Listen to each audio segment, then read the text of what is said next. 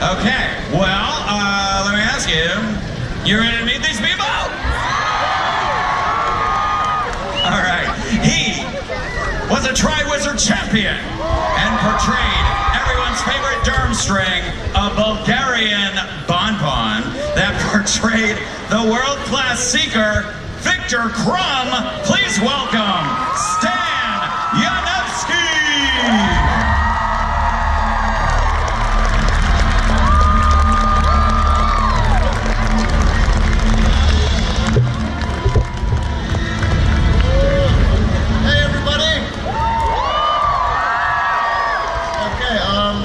We have a thing going on between us, so I want you all to say, sing what I'm going to do now. Say, Ayo! Ayo! Again, Ayo! Ayo! Perfect, all right, great. All right, our next panelist fought as a member of the Order of the Phoenix and lit up the screen as the Metamorphagus. Please welcome to the stage the brilliant actor who brought the beloved Tonks to the screen, Natalia Tena.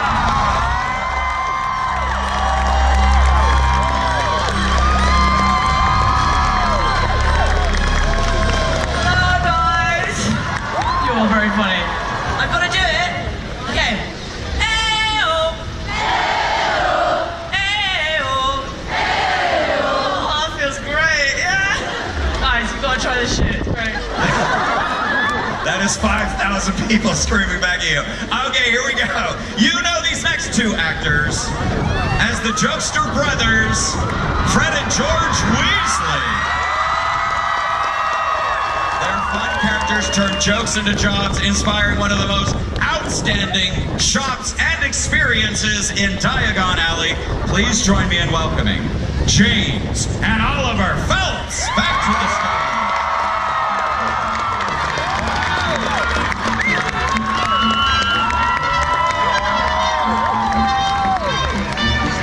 We're gonna have to keep doing this, so I'll get it going. Hello, everyone.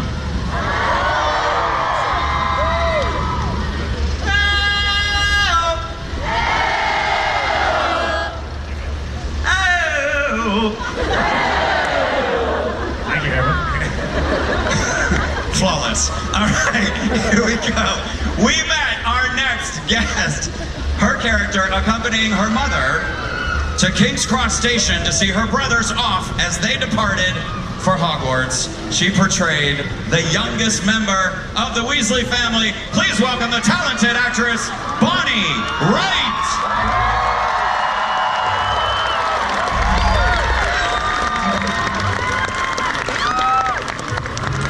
Wow, I have to. You have to, Bonnie.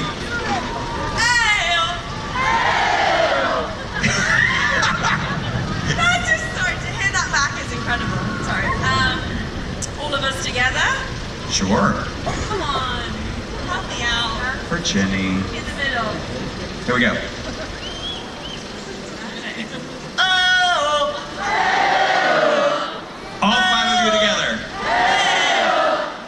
All five of you. 1, 2, 3. All right. You guys want to hear some questions and answers, am I right?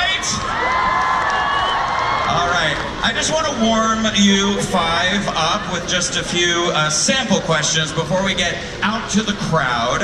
I'm just going to throw this one out here. If any of you five have an answer that you want to throw out there, feel free. But here's what I want to know. What, if you had a job in the wizarding world, what might it be? I would be working in a candy store, eating candies all day. Absolutely. And then going into the gym after that. To work it all off. I'd like to be a chef. Okay. It's quite cool to be a magical chef. Just throwing stuff together and making it happen. That'd be great. I'd sell travel, as in like a porky.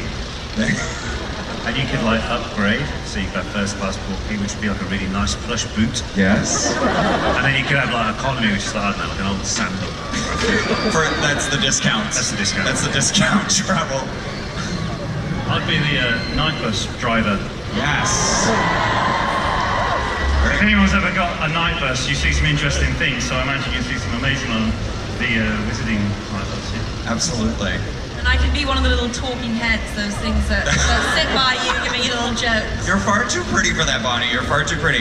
All right, so let's go ahead and turn it out to the crowd. I think I'm going to go and start with Kevin over there with our Ravenclaw. Who do you have over there, Kevin? This is Emily from New Jersey.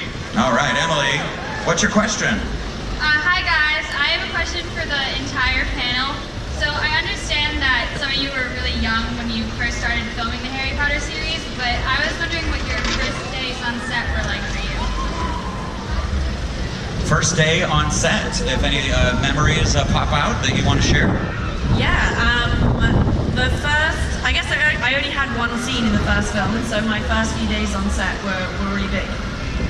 And I was on platform 9 3/4 at King's Cross Station, and it was, I guess it was unusual as well because it wasn't in a studio. Like I never had any studio shooting in the first film. It was all within a train station that I had gone to. Like, you know, as a Londoner, you go to King's Cross, but now you're on platform 9 3/4, a station I had yet to hear about.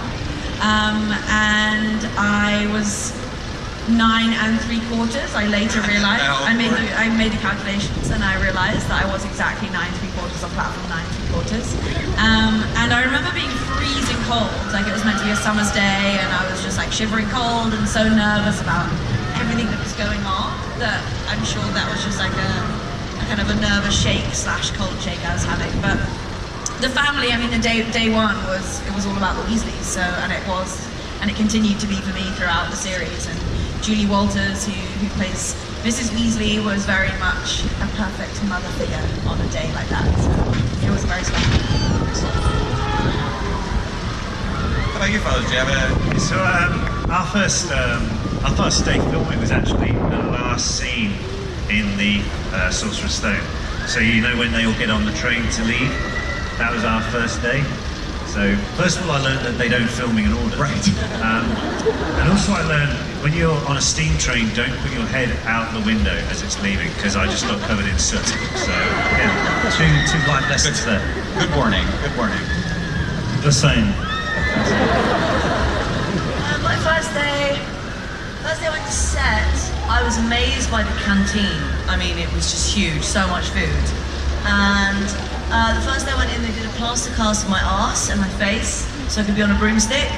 And then that was like a few months of like, you know, different costume changes and different like, trying to, you know, decide what Tonks is gonna look like. And then the very first day, my scene was with Mad-Eye Moody. And he made me feel, you know, he kind of relaxed me. I was a bit nervous. Every job, the night before I can't sleep. Sure. It's like just one of those things, you just get over it. You have to just work your way through the insomnia. But he made me feel good. Very nice.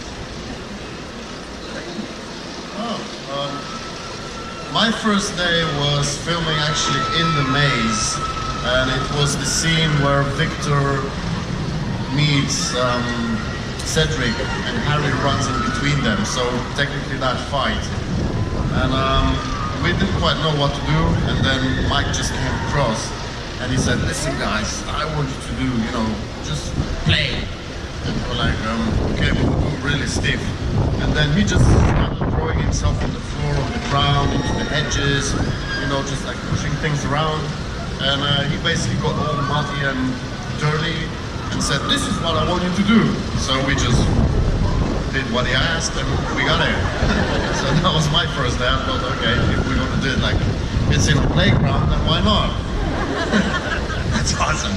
Yeah, great. So, Brian, who are you with back there? Hey, I got Jordan from Buffalo. Hi guys, so I have a question for Bonnie, James, and Oliver. I was wondering what your favorite Weasley family moment was to film. your favorite Weasley family moment on screen to film. I liked asking for where my jumper was. I still don't know. I never found it.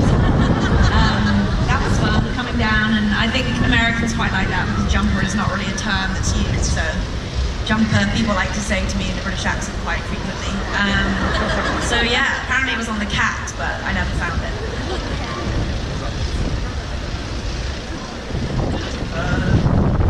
Quidditch World Cup, that was a lot of fun, but we filmed that in the tent, which was really small, and then it was, when we were filming, like, you all go into the tent and there's like 5 or 6 more than that all crammed in this tiny little tent, and then obviously we then cut it to have the huge tent inside. That was really good fun. But to be honest, it may sound a bit obvious, but the burrow scenes, anytime we were in the burrows filming, that was pretty much like a family environment because the ceiling was very low, especially on us. And it's just a very cozy thing, so even in between setups, we would just go and chill out on the sofa and just hang out like a normal family. There was also a moment where we took a bit of Weasleys to another household. We had a Weasley like Christmas at Grimmauld Place, and there was only ever seen really in the background of a moment that I think happened that was happening with Dobby, but it was just fun, bringing that Weasley colour to this grey, dark, dusty home. I like that, and there was that weird cat that has like a face that looks like squashed pancake. And they were trying, the trainers were trying, I remember that scene. Yeah, it was really lovely, Julie Waters just being so warm in that, yeah, and the cat. Very cool. So we've got Erin. Where are you, Erin? I am right over here, bud. I have Jenna Slytherin. She's a Florida native. She has a question for the panel. Okay. Okay, guys, so I have a question for the whole panel. So if your character had an ultimate ending, what would it be and why? Interesting. An ultimate ending for your character. Wouldn't have died. I'll copy that. He's my, weird kid. Right.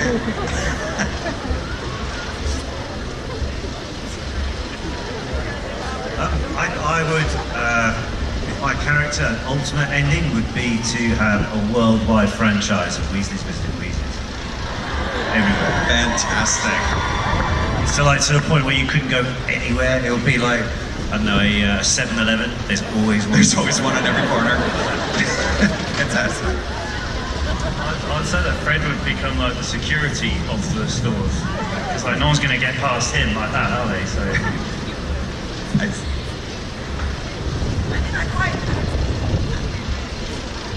She becomes a great Quidditch player, she marries Harry, she has kids.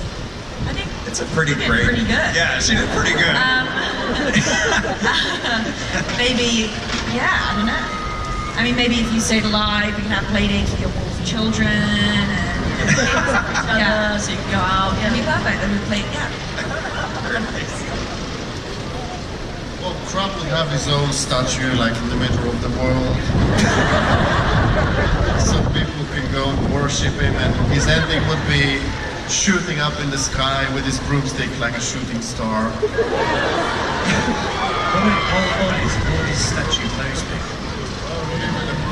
Like, I like it because it's subtle. Neat. Subtle. It'd be like a god. All right, right down here we have Layla, and who are you with? All right, guys, here I have Brianna. She's from West Palm Beach, Florida, and here's my question. Cool. I just want to say I love you guys so much. Thank you for being here. And my question is, what was the best advice J.K. Rowling gave you, and how did that influence your acting? Nice. Did you get any sort of advice from J.K. herself, and how did it help you out? I wouldn't say I got any specific advice, but I remember one, I forgot even the film, she very rarely came onto set in the sense that she was still writing the book, so very much wanted to stay in that world of hers. And I think she really trusted David Heyman and the rest of the production team as to what we were doing and how we were making our interpretation of it. But I remember, without many words, her basically just being like, you watch out. Stuff's things are coming for you that are going to be exciting in a way that it was before I guess it would have already been after knowing that Harry and Ginny have their moment in the fifth book, but not to the extent in which like it happened. So I remember her giving me this like really confusing, just kind of eye gesture that I was like, yeah, okay. I have no idea. But it was what you're cool talking that she never almost, like she was so supportive, but she allowed us to step into that role. And I think if it had been too managed by her, I think it would have stifled what the films were, which is an interpretation that isn't the books, it's the film. So that was kind of nice that she was a little bit more hands yeah, off. respected that. Yeah. And I think that's what's been fun, obviously, for her in these new stages of what's come out of the Wizarding world is she's taken a different stance in the sense of in the Fantastic Beasts, like she's become a screenwriter and it's a very different thing, and that makes sense. Did she give you guys anything? No, not really. She didn't give us a heads up when the 7th book about came out. Anyway, no, she as Paula said, we didn't really see her too often because we didn't see her on set too often. But I remember chatting to her once about just like the background of Fred and George, like where that idea came from. That was really interesting listening to it. I don't know if I should repeat it, but it was quite cool to listen to. That's very cool. So where's Kevin over there in the back? Who do you have? We've got Ashley from Nashville, Tennessee. She has a question for the panel. I want to know if any of you guys actually took anything from the set. Are you sure you're from Nashville and not from Warner Brothers? She's asking. I stole a lot of underwear. Not gonna lie, loads of socks and pants. They look great. I tried to steal the wand, but that didn't happen, obviously. I think all of us wanted our wands, but They stopped you at the gate. they had that locked Put down. it back. I remember by accident taking Gringotts coin, but funnily enough, I can't exchange it for any other goods than what it is, so it hasn't worked out for any monetary value. But no, there were. I mean, yeah, like with the ones, honestly, it was like a check-in, check-out system. Sure. It was like higher security than an airport. Like it was tick, you know. And you even when they took your wand, they like tied this little piece of string around it that had your name on it, and it was almost like you were sitting for class and Right. you were having your attendance like ticked off. But I mean, yeah, and then they get to tour around the world and have all these lovely exhibitions of all of those things that we didn't get to have, but you can see them. That is pretty awesome that people get the opportunity to do that. Where did Brian go?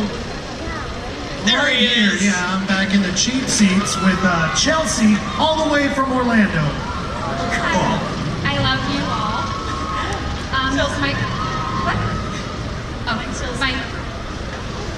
My question is for the panel. I was wondering if there was one word that could sum up your whole experience with Harry Potter and the experience of filming, what would it be? Wow, that's profound. It's a lot of pressure to put on one word, but if you could come up with one word to describe the entire Potter experience for you, what would it be? I'm going to steal it from my character. Wicked. Really good. That's pretty good. He literally just stole what I was about to say. To the word.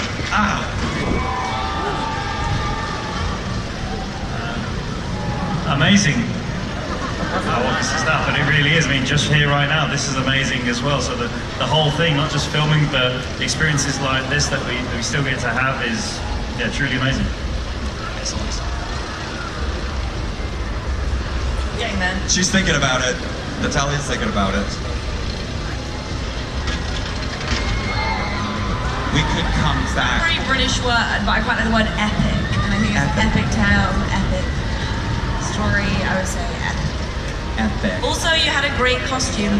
The lady who asked the question, and just amazing. Everyone in the audience. I just love seeing all the robes and all the incredible costumes that you're wearing. It's beautiful. So, thank you.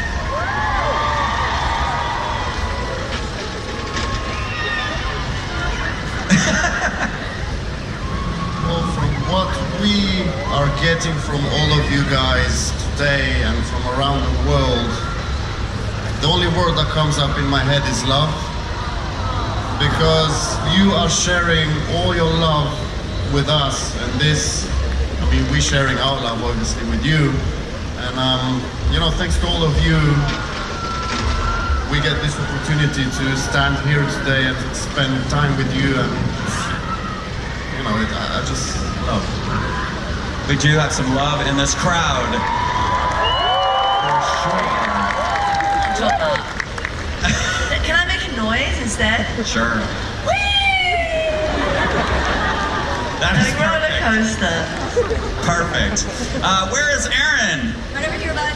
There you go. We have Jenner from California with a question for Stan and Natalia. All right. Hi guys.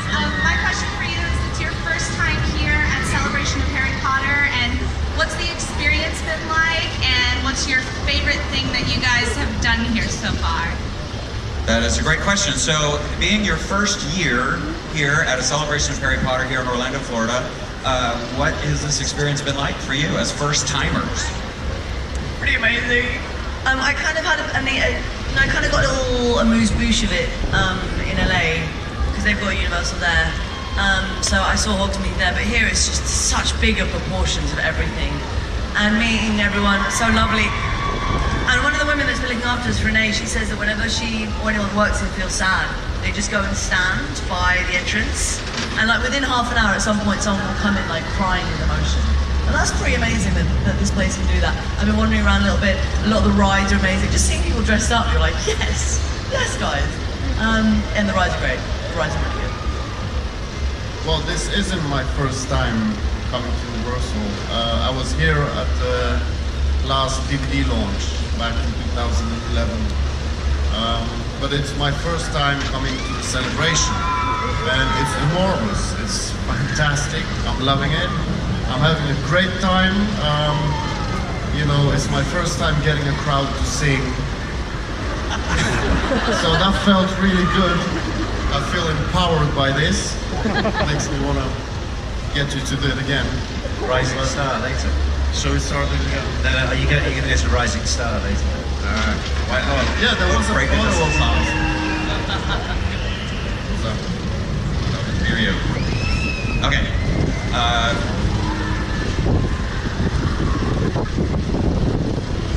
Okay. So, Layla, who do you have with you? Yes, I have Haley all the way here from Hollywood, Florida, and she has a question for our two twins. Yes, hi guys, my name is Haley. I'm a Hufflepuff. I was wondering if you guys have ever been sorted, and if so, what are your houses? Yes, yeah, we've done the Pottermore thing, and I was Gryffindor, so who else is Gryffindor out there? Yeah, there we go. So good number, good number. I was actually Hufflepuff. Big cheers. Very good. So we're back to Kevin over there in the back. Oh my gosh. Yeah. What is happening back there? Oh, we don't have that kind of time. But we do have Julie all the way from Long Island, New York. And what is your question? If you were to be sent to Azkaban for something, what would it be? Yes. That is an amazing question. If you were going to be sentenced to Azkaban, what would the reason be? That is awesome. I don't know the laws in Wizard World. I don't know what kind of laws I'd be breaking. I'd probably break a lot of them without knowing. I don't know. I'll have a think. I'll probably get sent for killing Ron and taking Hermione back.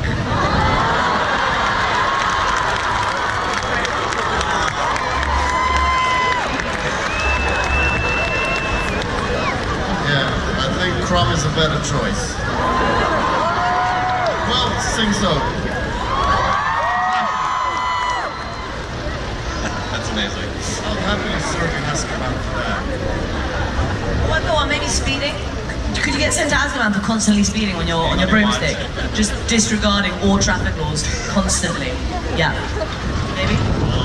I think probably there's got to be a law against selling merchandise that makes you constantly sick.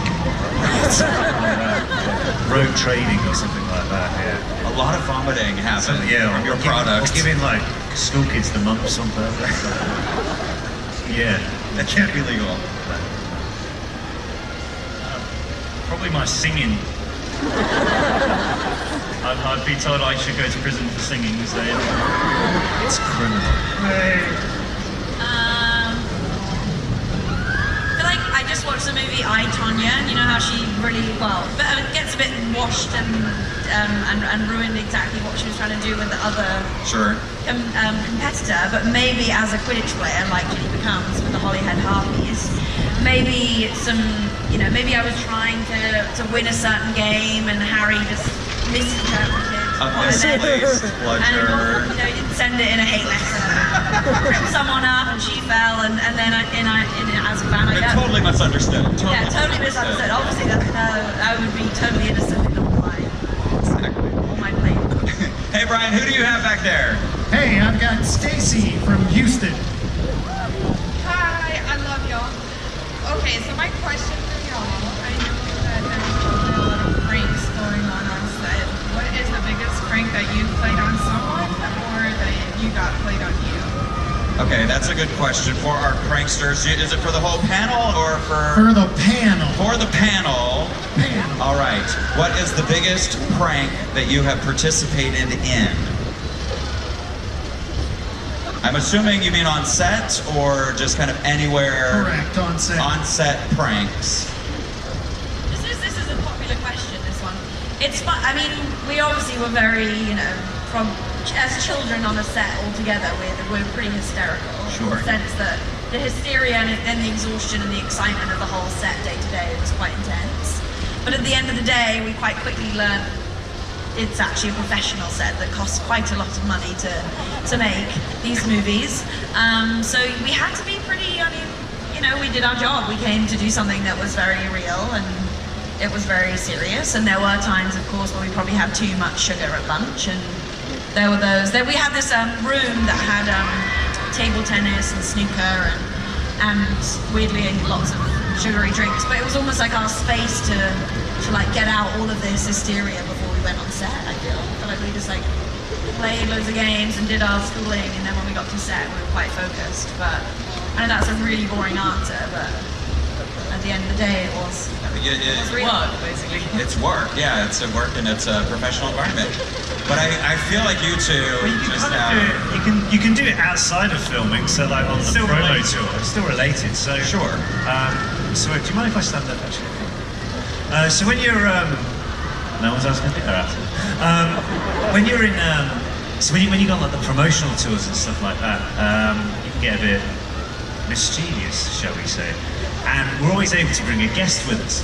So we were in Finland, in Helsinki, and we did the premiere there. Then went on a night out, and James brought one of his best pals with him, who was actually one of the doubles on the film. And so we were in this club, and we were like, okay, we got press in the morning, so we got going. And Anthony held back because he thought he was in there with a local name. Or Brian. Yes, Shrek. Decided, so he held back, and the next day we were doing press, and you just kind of when you're in between doing the interviews, things go through your head, right? How can we wind this guy up? So we basically came up with the whole concept that actually this person who he was trying to get with was actually a socialite who sold her story.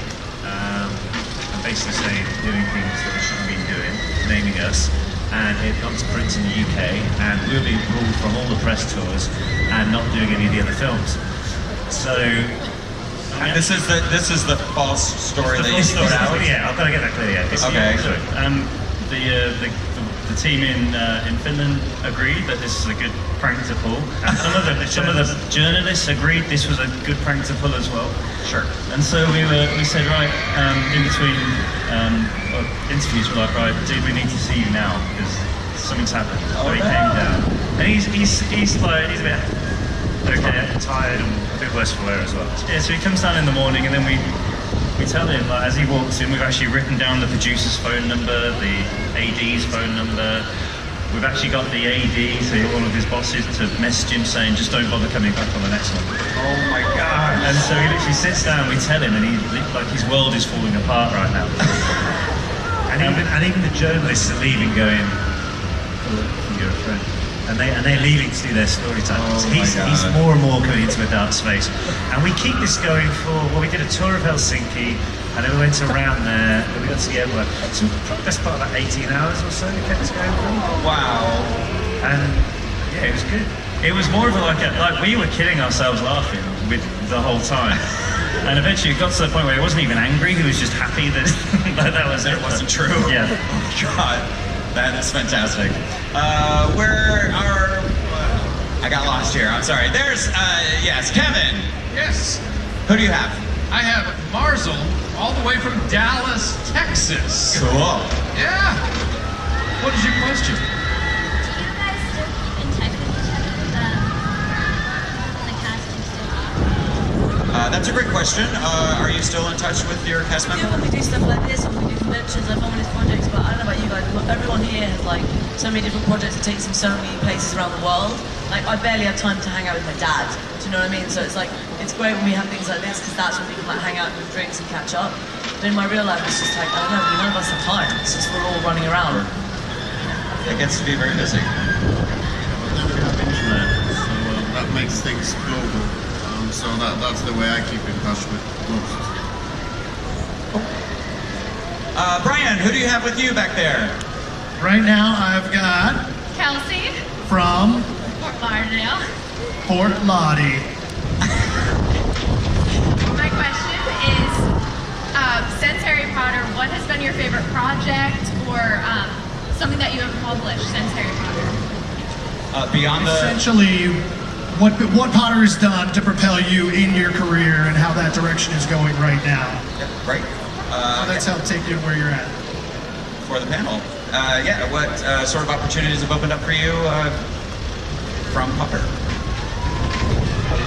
A lot, not just on a professional point of view. Obviously, there's projects we've been able to work on, like TV, even radio. I mean, doing just like our voices in the Harry Potter games was a dream come true for me. Like, you got your whole... I mean, I was one of these guys who spent forever trying to make your own avatar when you're playing on a computer game, and yet EA Sports did it for me, or EA Games did it for me. And the... Fine. Okay, fine. And, yeah, so stuff like that, but even just really cool stuff on the back of us, like being able to go see, you know, soccer games, like guests of the club or meet important people. All of that has been a couple of perks. Really good perks, yeah.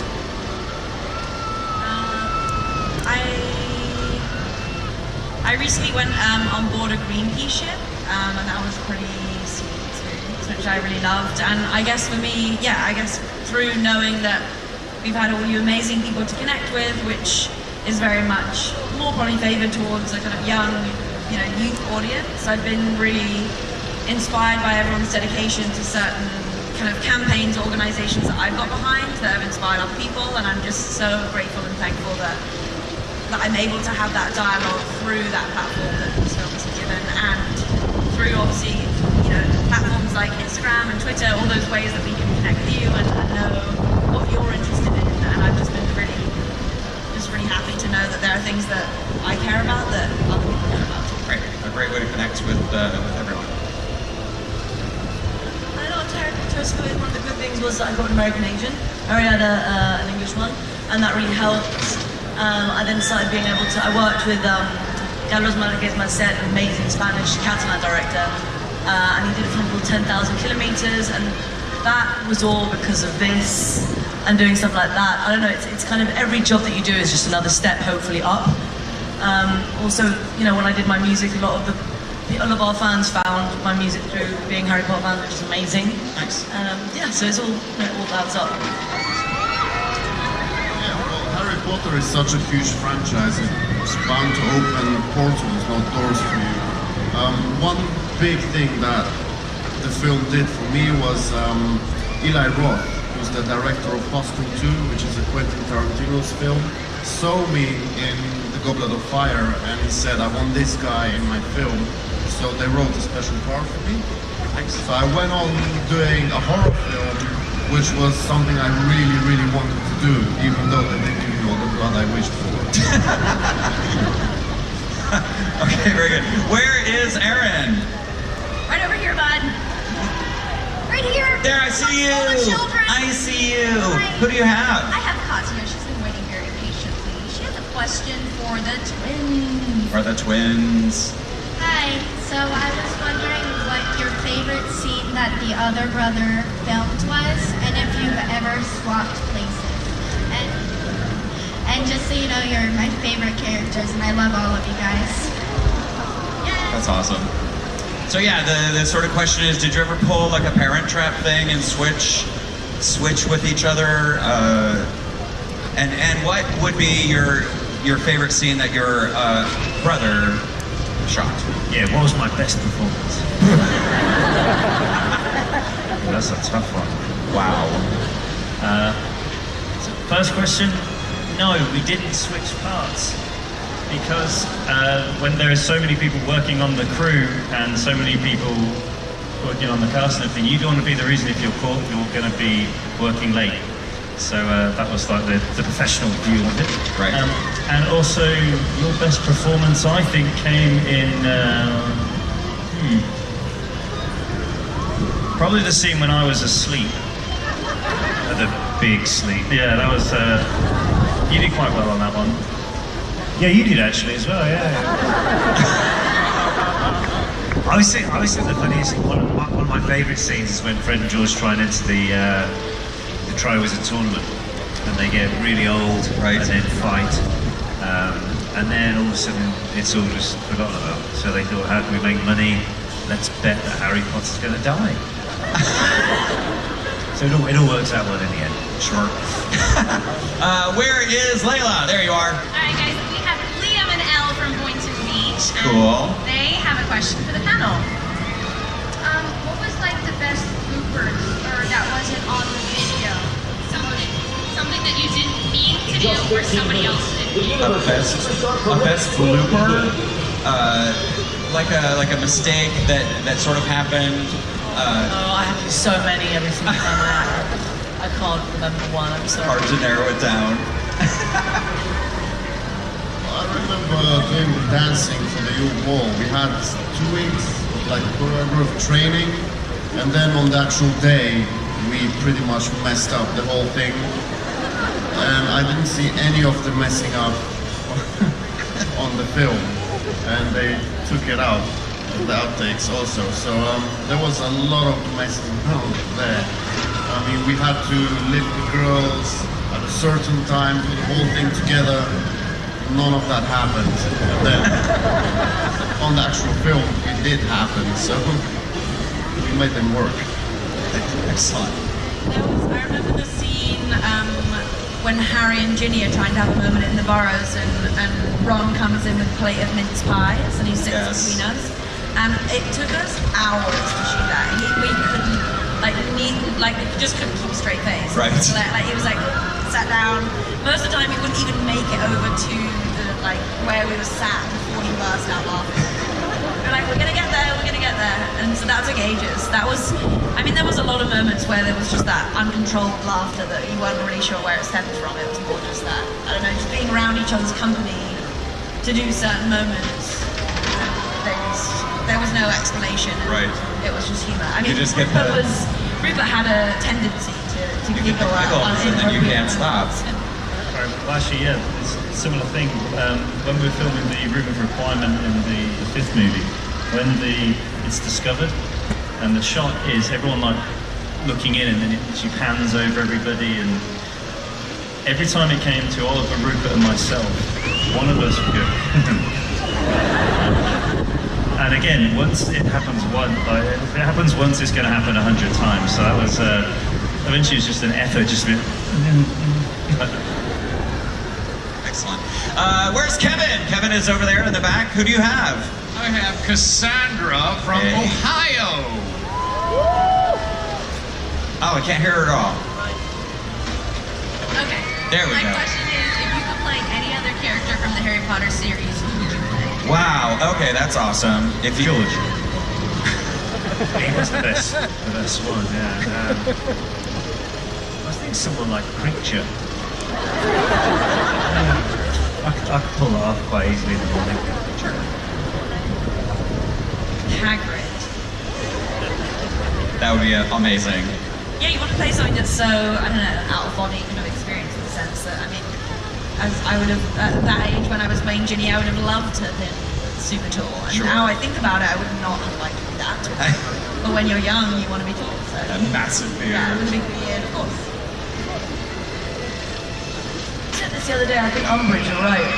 Umbridge is pretty good as a character.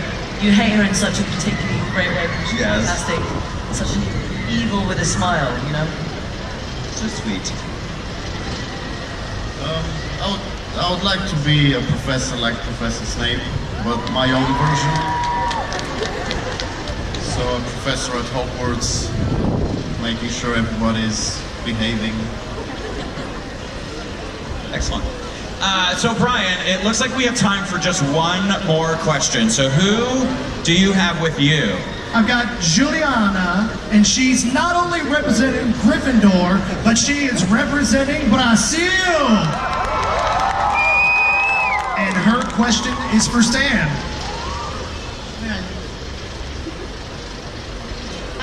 Hi, how are you guys? I'd like to know from Stan if it was difficult to get in the group because they were together since 3 months before. How did they receive you? Oh, yeah, that's a great question. That's a fantastic question. First, I felt like as if I was going to a new school. You know, that new boy being brought into like in the middle of the year where everybody already knows. I mean, they all knew each other, obviously, so I felt really new. But then what Warner Brothers did was they got all of us together before filming, and they had like an introductory period where we played games together. We got to know each other, so by the time we started filming, we already sort of got comfortable with each other. And then, you know, which brings me to a memory with a prank. You two remember when we had breakfast one day and you put vinegar in my dessert? Yeah. And I ate it, and you were quite surprised. There's one way to break the ice, I suppose. But yeah, Warner Brothers did a great job of, you know, making us comfortable, and you know, I never felt like the new boy. I felt as if I was always part of the thing. So they did a fantastic job, and the cast, of course, was, I mean, you know, we are friends still until today. So, and hopefully years to come. So yeah, it's a magical thing that. Very cool. Well, we do have just a couple more seconds. If there's any sort of last thing that you might want to say to our folks out here who have traveled all this way to come and see you guys. Are you guys having a good time? And then we will send you guys on your way. Yeah, just a huge thank you for everyone for being here and to continue the world and passing it on to new generations. It's really special, so thank you. Yeah, thank you so much for making us feel so welcome here, and then Stanley about his dream of being a singer in front of everybody. I'm just intrigued, like, specifically like from Brazil, and there's a lot of people who said from Brazil. So I'm just interested from like areas around the world where people have travelled from. So like, how many people from South America here? There's a lot there. Anyone from Europe? Quite a few. Right, this is good there. Obviously North America. Like Asia. There we go. So there's like, so there's kind of like guys from all over the world, which is the cool thing that we just take not for granted, but it's just hit home for us more often. That it's such a global thing, that it is such a cool thing to be part of, and we, as the guys have said, just appreciate so much your passion and our gratitude is endless. I think that's one of the greatest messages about the whole series in general is the bringing together of different people working together to vanquish evil. It's a fantastic thing. It's a fantastic message. Let's give it up one more time for our panel. Thank you, guys. You guys have been so fantastic. Have a great weekend. Thank you. Thank you all so much.